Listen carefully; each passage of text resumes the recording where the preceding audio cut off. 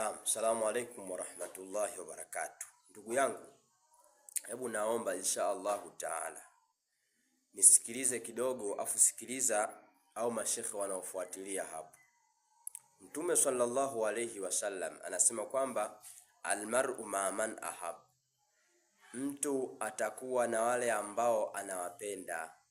Siku ya kiyama utafufuliwa na wale wanaowapenda. Mimi moyoni mwangu sipendi, mimi sishabiki Simba wala Yanga wala siji nani wala nini. Sina lolote katika vitu mnavyoshabikia isipokuwa mimi moyoni mwangu, wallahi wa billah, kuna watu nawapenda sana moyoni mwangu.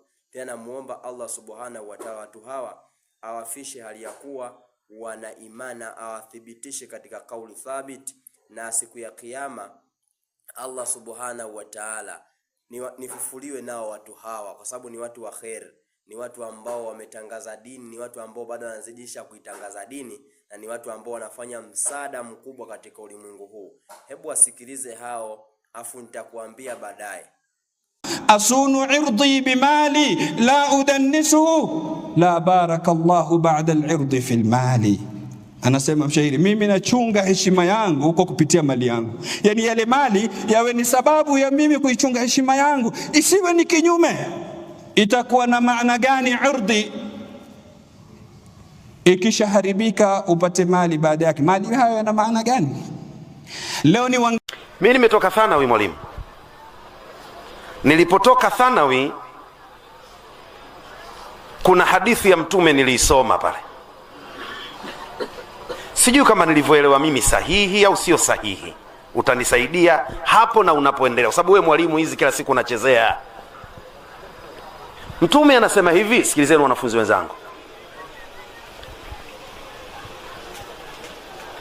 Udhkuru mahasina mautakum wa kufu amma sawihim. Katika tabia njema, moja katika tabia njema ni kufuata sunna za Mtume. Mtume anatufundisha sunna. Pendeleeni kutaja mazuri mazuri ya ndugu zenu waliotangulia. Sunna ya kwanza kwenye hadithi. Pili,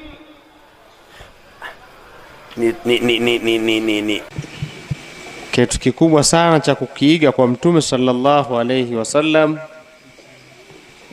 unyenyekevu na huruma alizokuwa nazo, mpaka Mwenyezi Mungu Subhanahu wa Ta'ala akamuita Ar-Raufur Rahim. Na unyenyekevu, huruma, mapenzi, hizi ni tabia za moyo,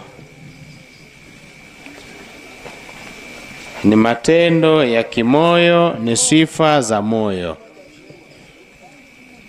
Moyo ambao ndio msingi wa kutengemaa kila kitu na kuharibika, kwa mujibu wa maneno ya mwenyewe Mtume sallallahu alayhi wasallam aliposema, inna fil jasadi mudgha idha salahat salaha al-jasadu kullu wa idha fasadat fasada al-jasadu kullu ala wa hiya al-qalbu. Asema katika moyo kuna kitu. Warahmatullahi wabarakatuh. Ninazungumza hapa ni Mahmud bin Nuruddin bin Hussein Shadhili kwa niaba ya taasisi iliyotoa cheti kumsaidia. Yani ni Muislamu ambaye ukimtia tamaa kwamba utapata kitu fulani bado hajirekebishi. Muislamu ambaye ukimtia hofu kwamba ukifanya hivi utaadhibiwa kadha bado hajirekebishi. Muislamu wa aina hiyo atafanana na wale walioambiwa kwamba ni mabubu, ni viziwi na ni vipofu. Sasa utakuja kushangaa, haya bubu, ziwi, kipofu, huyu ni mukallafu huyu? Huyu atakuwa si mukallafu. Lakini kumbe ni bubu kwa sababu ulimi anao hautumii, ni kiziwi masikio anayo hayatumii. Sasa mimi nataka kuuliza, mimi swali langu dogo tu. Nataka nimuulize huyu Mwankemi. Wakati anasema Yesu ni Adamu wa mwisho, alikuwa na akili timamu au hana? Takbir! Shot and clear. Mimi nadhani sina haja kuongeza kitu.